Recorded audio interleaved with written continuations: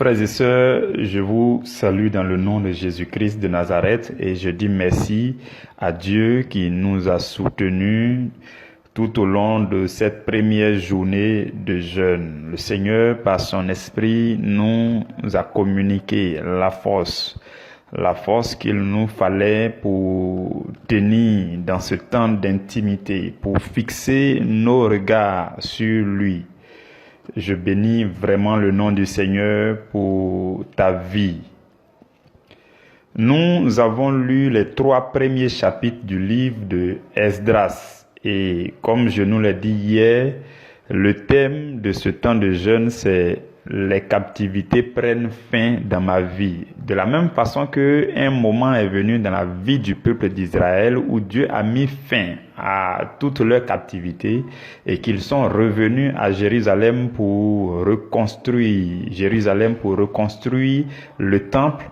De cette même façon, il faille que en cette fin d'année, tu reviennes de tes captivités. Si tu étais en captivité, si tu étais embrigadé par une situation bizarre, complexe, qui te maintient loin de Dieu, tout ça, c'est le moment de te lever, avec l'autorité du Seigneur Jésus-Christ. Dieu est de ton côté. De la même façon que Dieu a été du côté du peuple d'Israël, Dieu est de ton côté. Parce que Cyrus était le roi de Perse en son temps et il était comme le roi même du monde. Il était comme celui qui gérait le monde entier. Il avait plusieurs royaumes. Donc lui, quand il donne son mot d'ordre, tout le monde applique. Et Cyrus n'est pas juif, il n'est pas israélite.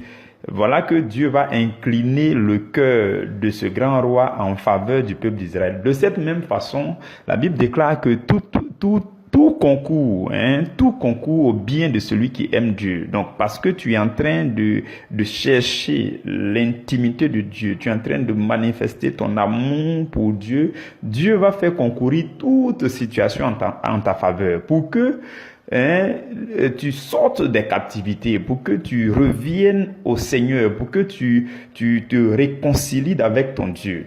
Donc, c'est ce moment que nous sommes en train de vivre. Je t'invite encore à vivre ce moment, à vivre pleinement et profondément ce moment.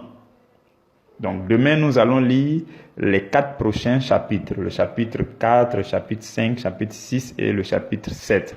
Nous allons lire ça demain et vous allez voir que le peuple va commencer à reconstruire, à rebâtir Jérusalem.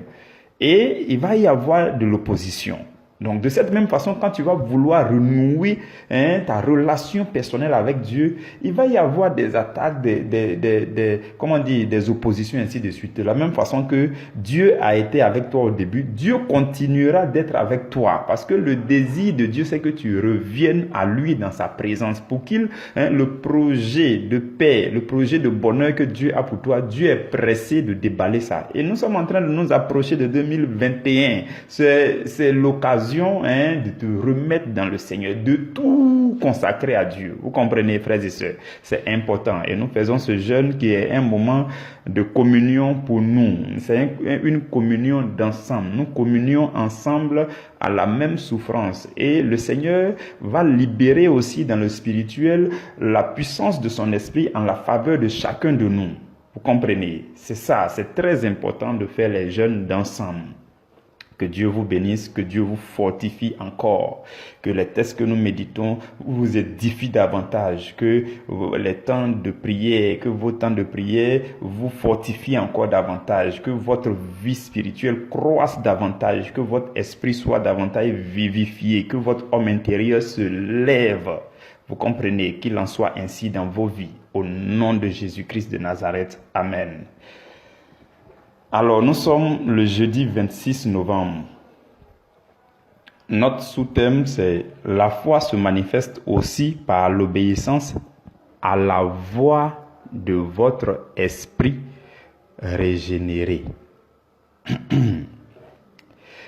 La foi se manifeste aussi par l'obéissance. Donc, qu'est-ce que nous disons depuis cette semaine? Nous disons que pour que la foi soit efficace, manifeste, et agissante, il faut de l'obéissance. C'est ce que nous disons tout au long de cette semaine. Et ce que nous allons dire aujourd'hui aussi, ce que nous allons méditer aujourd'hui, c'est que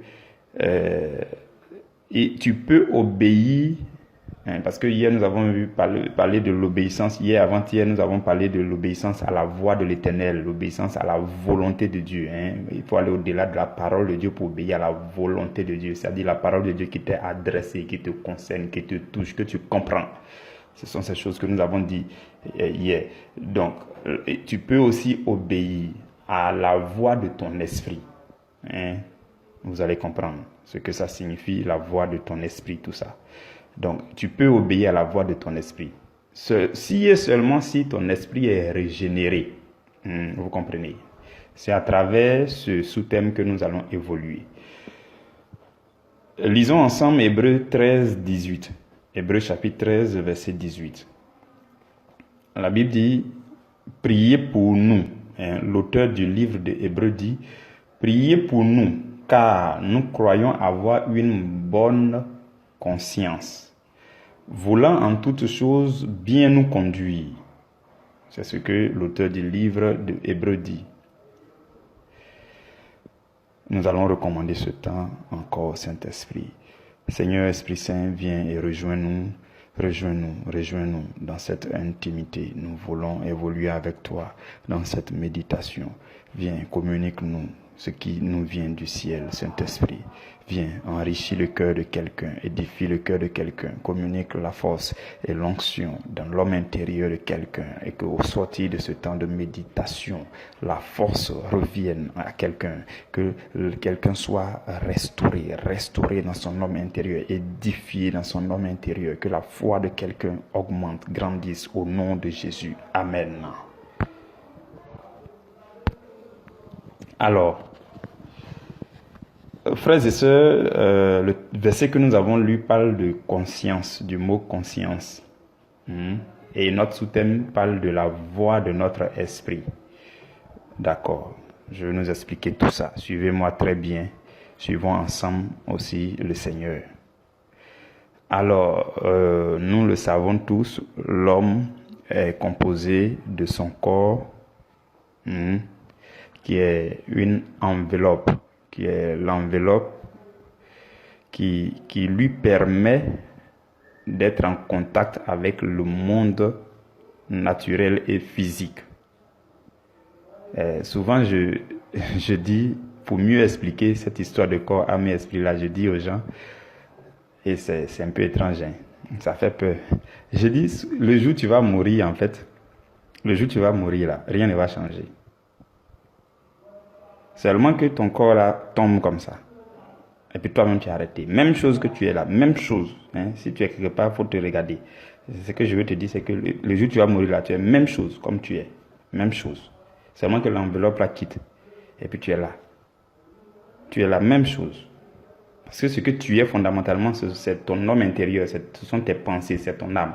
Ça sort de ton corps comme ça, tout doucement, et puis le corps reste à côté. C'est la même chose. Tu verras les gens, tu vas les regarder, tu vas chercher à les toucher. Mais tu n'as plus ce qui te permet de toucher le monde physique. Tu es même chose. Seulement que le contact avec le monde physique, là, c'est ce que tu n'as plus. Donc le corps quitte là, ça se met à côté. Et puis les deux, l'âme et l'esprit, se mettent juste à côté là. Vous comprenez? Donc quand on met les trois ensemble, on devient l'homme qui vit sur la terre. Donc cet homme-là est composé de trois choses.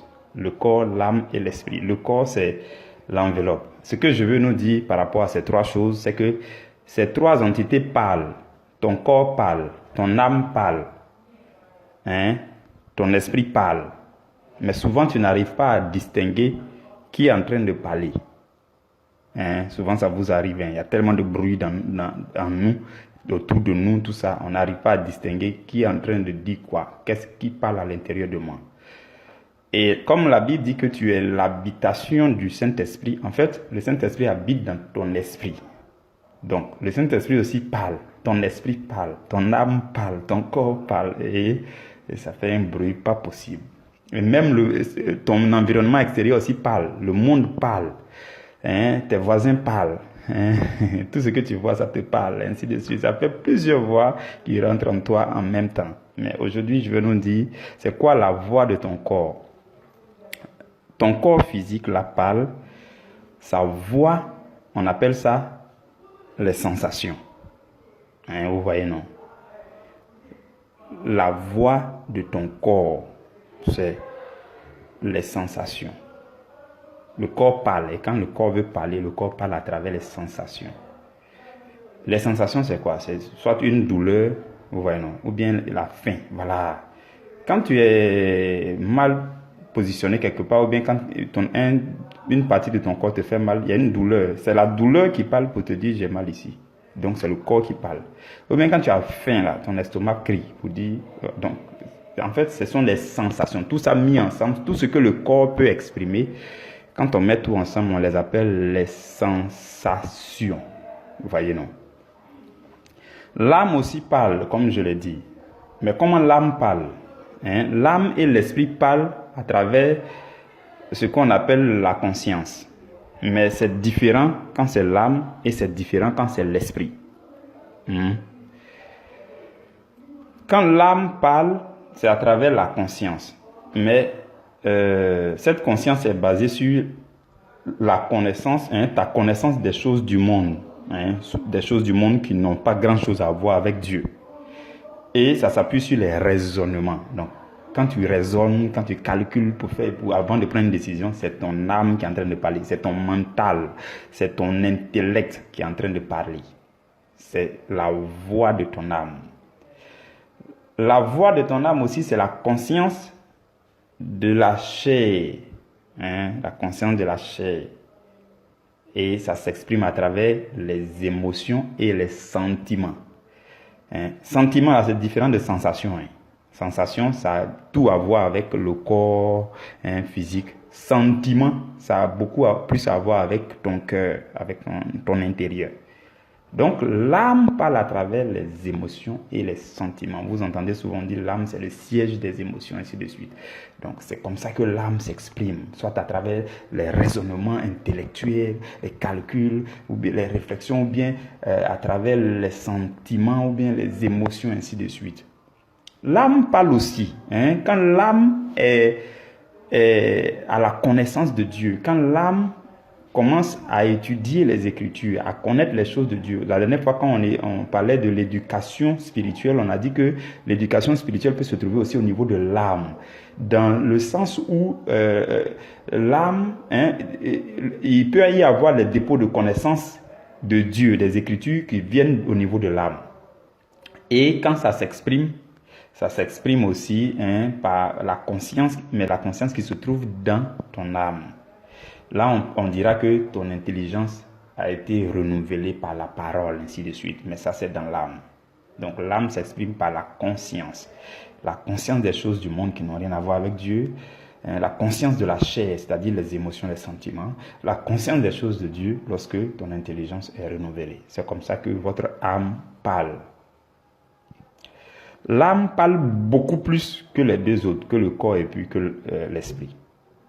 Parce que c'est au niveau...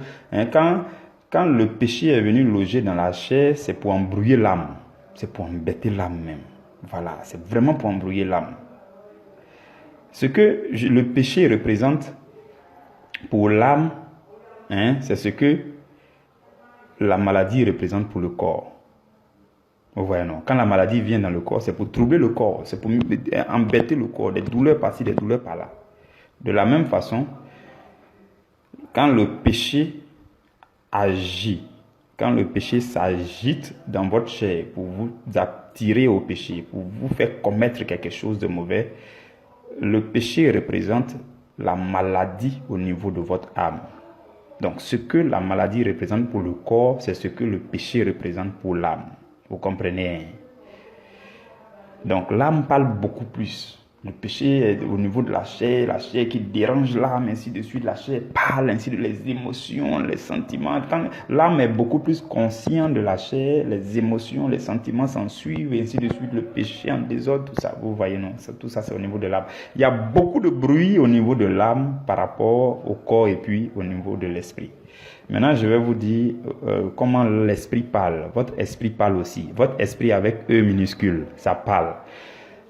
Lorsque votre esprit parle, c'est de façon spontanée. Vous voyez, non? C'est un éclair, c'est un flash. L'esprit n'est pas bavard. Suivez-moi très bien, s'il vous plaît. L'esprit n'est pas bavard comme l'âme est bavarde. L'esprit n'est pas bavard. Quand l'esprit veut parler là, c'est un éclair, c'est un flash. Si tu n'es pas disposé, tu ne vas pas entendre.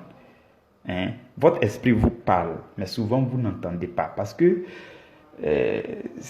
non seulement ça parle rarement, mais aussi ça parle tout doucement. Votre esprit parle, mais c'est de façon spontanée, en éclair, en flash, et c'est tout doucement.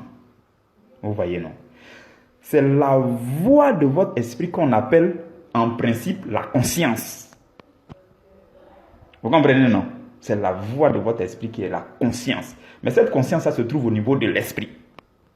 Au niveau de l'âme, on va parler de conscience, mais c'est une conscience basée sur les raisonnements, les émotions, les sentiments. Hein? Vous voyez, non? Ça, c'est au niveau de l'âme. Mais au niveau de l'esprit, c'est une conscience basée sur les choses de Dieu. Si tu es chrétien. Vous voyez, non? Ton esprit parle, mais ça parle spontanément pour t'interpeller. Ça t'interpelle. Ça parle à travers ce qu'on appelle un témoignage intérieur. C'est spontané, c'est en flash, c'est en éclair. Si tu n'as pas fait attention, tu ne vas pas capter. Ou bien souvent, c'est une douce voix à l'intérieur de vous qui vous interpelle pour dire attention, ne fais pas ça. Mais vous ne percevez pas toujours. Si vous n'êtes pas trop lucide spirituellement, vous allez percevoir rarement. Vous allez beaucoup plus entendre la voix de votre chair, la voix de tout ce qui est au niveau de votre âme, de votre corps, et vous allez percevoir très difficilement ce qui vient de votre esprit. Pourtant, l'esprit parle. Et la voix de l'esprit, c'est la conscience spirituelle. C'est votre conscience spirituelle. Vous comprenez? C'est ce que je voulais vous expliquer. Maintenant, quelqu'un qui est démoniaque aussi, qui est diabolique, qui est vraiment sorcier, son esprit lui parle aussi.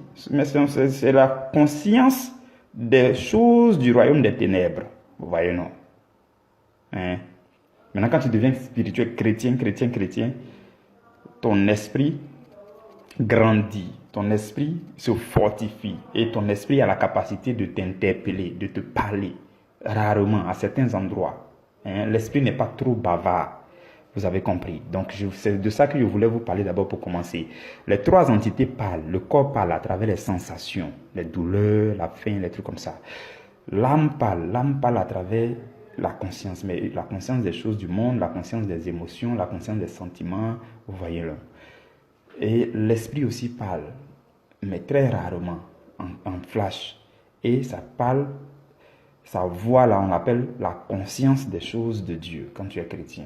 Maintenant, quand tu es conscient des choses de la sorcellerie aussi, ton esprit est sorcier, ton esprit sorcier là te parle aussi. Vous comprenez, non? Donc l'esprit parle. Mais ce qui nous intéresse, c'est quand tu es chrétien là, et que ton esprit parle et que tu dois entendre la voix de ton esprit. Donc, je voulais vous faire comprendre ça d'abord. Donc, l'esprit régénéré, lorsque ton esprit est régénéré, lorsque ton esprit est dans la présence du Saint-Esprit, lorsque ton esprit est continuellement en communion avec le Saint-Esprit, et que ton esprit te parle, tu peux lui obéir. C'est ce que nous voulons dire aujourd'hui, essentiellement. Quand tu entends la voix de ton esprit, il y a eu une différence entre la voix de ton esprit et puis la voix du Saint-Esprit. La voix de ton esprit, comme je l'ai dit, c'est une douce voix à l'intérieur de toi qui parle rarement, mais comme pour t'interpeller. Et c'est à cet instant qu'on dit, ça c'est ma conscience qui vient de me parler, c'est ta conscience. La voix de ton esprit, c'est ta conscience, c'est la conscience spirituelle. Ça ne bavarde pas tout le temps, mais ça te parle lorsque il faut que tu sois interpellé. Lorsqu'il faut que tu saches quelque chose, et c'est en flash, en éclair. Donc l'esprit parle, ton esprit parle. Vous voyez, non? Et quand tu es bien disposé, ça peut te parler. Vous voyez, non? Quand au niveau de l'âme, la chair est en train de bavader, les choses corporelles sont en train de bavader, ton esprit là, sa voix, tu ne peux pas l'entendre. Mais quand tu es disposé dans un moment calme, ton esprit peut commencer à prendre le dessus, à parler fréquemment. Parce que tu as calmé l'âme et puis le corps. Donc ton esprit parle. C'est ce qui fait que ce n'est que quand vous dormez que vous faites un rêve.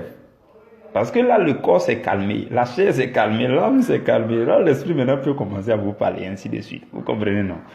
Donc, c'est ça. Donc, la conscience régénérée par la parole, votre esprit régénéré par la parole, lorsque cet esprit parle, on appelle ça la conscience. Vous pouvez écouter cette voix parce que votre esprit est régénéré par la parole. Et la Bible dit dans Hébreux, au chapitre 9, que notre conscience est purifiée par le sang de Jésus.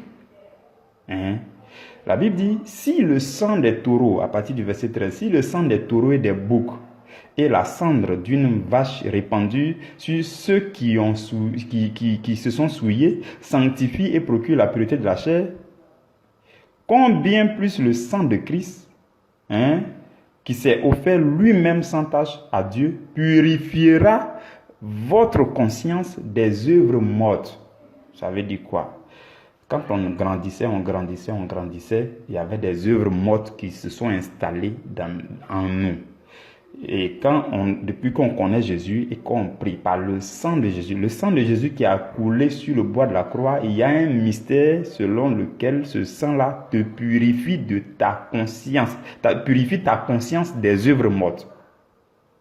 Pourquoi? Pour que ton esprit soit régénéré, pour que ton esprit soit un guide fiable.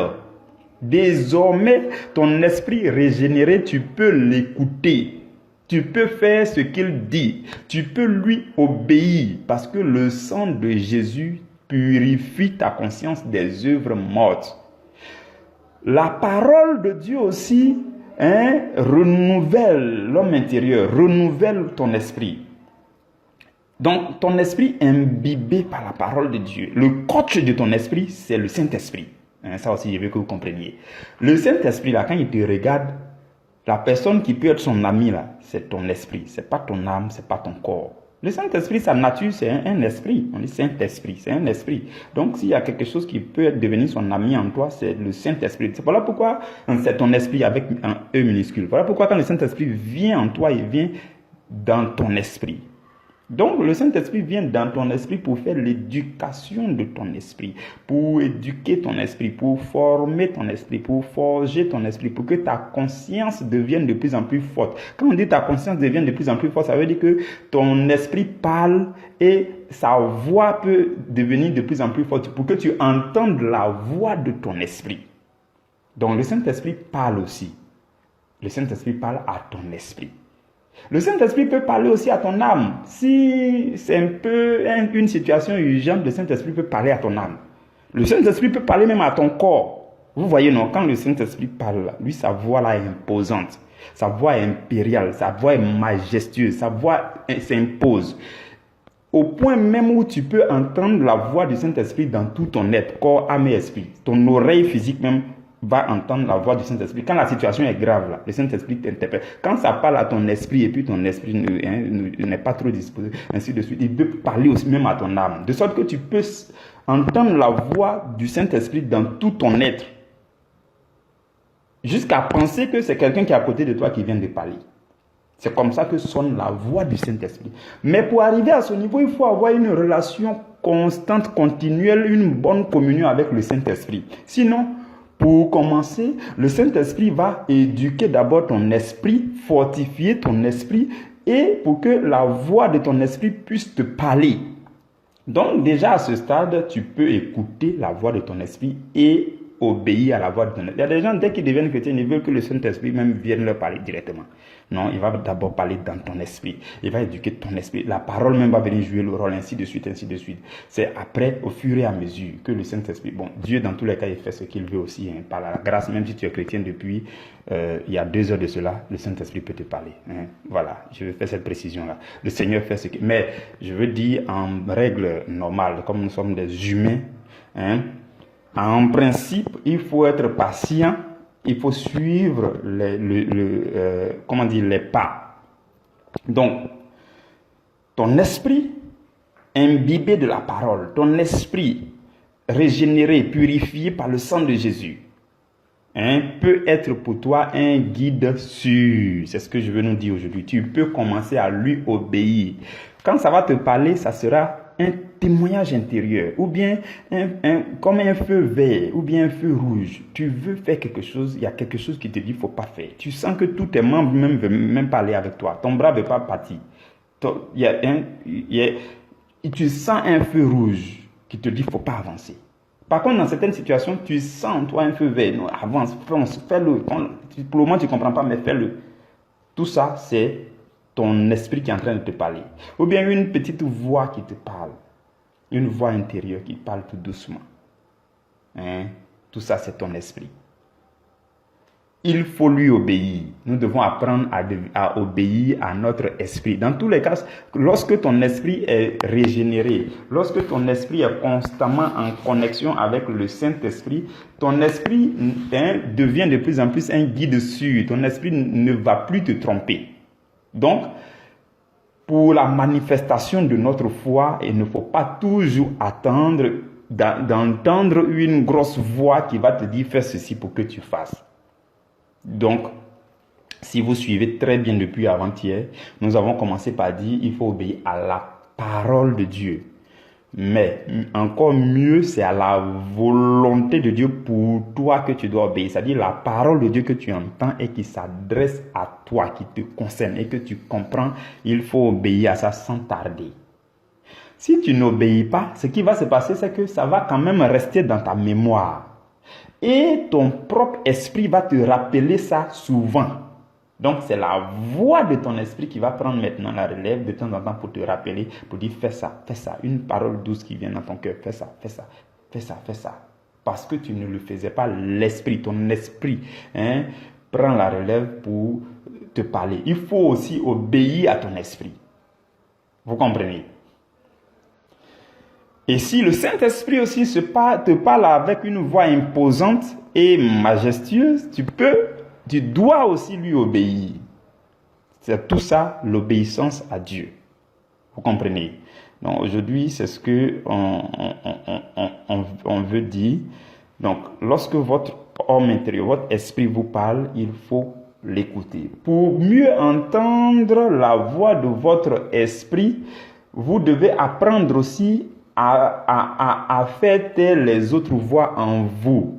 Il y a des gens qui vivent dans du bruit pas possible. Voilà pourquoi il est important de prendre les temps de jeûne où tu vas te priver de la nourriture. Parce que la nourriture même parle. La nourriture parle. Dès qu'il suffit que tes pensées aillent vers la cuisine et puis le plat qui est là-bas commence à te parler depuis à distance. La nourriture parle. La chair parle. Le monde parle, ton environnement parle, les systèmes mondains parlent, les réseaux sociaux parlent, les statuts WhatsApp parlent. Dans tout ce bruit-là, comment tu veux entendre la voix de Dieu? Donc, pour entendre la voix de Dieu, il faut être disposé. Il faut être disposé dans ton esprit.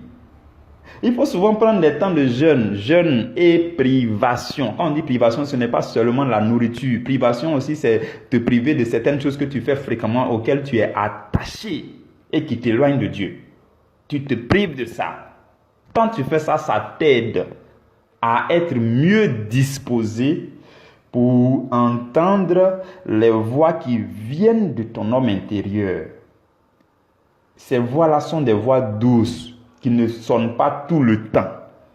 Pour les percevoir, il faut apprendre à faire silence au niveau de ta chair, au niveau de ton âme. Vous comprenez? Voilà pourquoi on prend les moments de jeûne, de méditation, où tu fais silence. Où tu fais silence. De temps en temps, tu pratiques le silence intérieur. Tu ne parles que lorsque c'est vraiment nécessaire. Vous comprenez? Donc, c'est important. C'est ça, tout ça, la vie spirituelle. Si tu ne pratiques pas ça, tu seras trop dispersé à l'intérieur de toi, trop de bruit en toi, trop de bavardage. Tes pensées vont à gauche, à droite. Surtout que là où tes pensées vont, c'est là que ton cœur veut partir. Donc, toi-même, finalement, tu es embrouillé. Souvent, tu es là, tu trembles. Ou bien, tu bouges ici, tu n'es pas en place. Il faut te calmer. Le chrétien, c'est quelqu'un qui sait se stabiliser. Voilà, il faut apprendre à te stabiliser. C'est dans le calme que Dieu parle. Souvenez-vous toujours de l'expérience de Élie avec Dieu. La Bible dit qu'il y a eu le vent violent. Dieu n'était pas dans le vent. Il y a eu un tremblement de terre. Dieu n'était pas dans le tremblement de terre. Il y a eu toute forme de bruit. Dieu n'était pas dedans. Mais Dieu était dans un murmure doux et léger. Donc c'est dans le calme. C'est dans le calme que l'Esprit de Dieu s'exprime. Voilà pourquoi l'apôtre Paul dit que lui, c'est quand il est faible qu'il est fort. Il dit quand je suis faible, c'est alors que je suis fort. Dans les moments de jeûne, dans les moments où on dit que je suis faible, je suis affaibli, en fait, c'est là que je suis fort parce que c'est là que je suis plus connecté avec le Saint-Esprit. Il dit, je me plais, l'apôtre Paul dit, je me plais dans les calamités, je me plais dans les difficultés, ainsi de suite. Je me plais dans la faiblesse parce que c'est dans mes moments où les hommes disent que je suis faible, c'est là que la puissance de Dieu repose sur moi. Donc, frères et sœurs, c'est de se chercher à se calmer, se stabiliser, se tranquilliser. En fait, il y a trop de bruit. Tu es là même et puis ta main se lève seule pour aller prendre ton portable. Au moment où tu vas t'en rendre compte, tu as fini de publier toute forme de statut sur WhatsApp. Tout ça, là, ça s'est passé seul. Tu n'as même pas donné ton avis. Tu es accro à ton portable. C'est pas bon. C'est pas bon. Ça veut dire que tu es devenu dépendant de certaines choses. Il faut apprendre à se priver de ces choses-là que vous faites spontanément sans vous en rendre compte. Mais c'est pas bien. Vous comprenez, non? C'est ça qui va faire que votre conscience, la voix de votre esprit va sonner de plus en plus clairement en vous et que vous allez entendre et que vous allez obéir. C'est pour ça que la Bible dit Dieu nous parle tantôt d'une façon, tantôt d'une autre, mais on n'y prend point garde. Dieu décide de te parler à travers la Bible. Quand tu lis la Bible, tu prends ta Bible, tu ouvres ta Bible, tu commences à lire. Dieu veut te parler. Dieu veut que des versets bibliques te touchent. Parce que quand ça te touche, c'est alors que Dieu te fait comprendre le verset. C'est alors que la parole là devient volonté de Dieu pour toi. Mais malheureusement, quand tu lis ta Bible, des fois tu as sommeil ou bien il y a quelque chose qui vient te déranger, ton portable sonne et puis finalement tu es ailleurs. Dieu n'a pas pu te parler. Dieu voulait te parler tantôt de cette façon, mais il n'a pas pu. Dieu va te faire écouter des prédications, des enseignements. Là encore, Dieu veut te parler, mais tu n'es pas disposé. Tu écoutes l'enseignement, tu es en train de manger. Tu es en train de nourrir ton corps. Et en même temps, tu veux nourrir ton âme et ton esprit. C'est compliqué. Un mangement en parallèle, c'est compliqué. Dieu veut tout faire pour que tu sois disposé, pour que les enseignements que tu écoutes, les méditations que tu écoutes, ça puisse bien s'exprimer à toi, ça puisse rentrer, pour que tu puisses comprendre. Parce que c'est quand tu vas comprendre qu'on dit que c'est la volonté de Dieu pour toi. Parce que ce que Dieu veut que tu fasses, Dieu va chercher à te faire comprendre ça d'abord. Vous comprenez? Donc, Dieu a essayé aussi cette partie. Dieu n'arrive pas. Qu'est-ce qui va se passer? Dieu va utiliser aussi ton homme intérieur, ton esprit, la voix de ton esprit, ta conscience pour te parler de temps en temps. Ça veut dire que jusqu'à présent, si déjà au niveau de ta Bible, même au premier niveau, tu avais écouté, tu allais obéir et puis on s'arrête là. Mais Dieu est obligé de changer, de te parler de plusieurs manières. Donc, tellement tu n'as pas pu capter la voix de Dieu, tu vas et puis voilà que tu te retrouves dans la situation. Là encore, Dieu va utiliser ton esprit pour te parler. Une douce voix va se faire entendre à l'intérieur de toi, ou bien un feu rouge va s'allumer à l'intérieur de toi pour dire ne fais pas, ne fais pas. Il y a longtemps que je te parle, ne fais pas, il ne faut pas faire. Vous voyez, non? Dieu parle de toutes ces façons. Et dans certains cas, le Saint-Esprit même va venir pour te parler.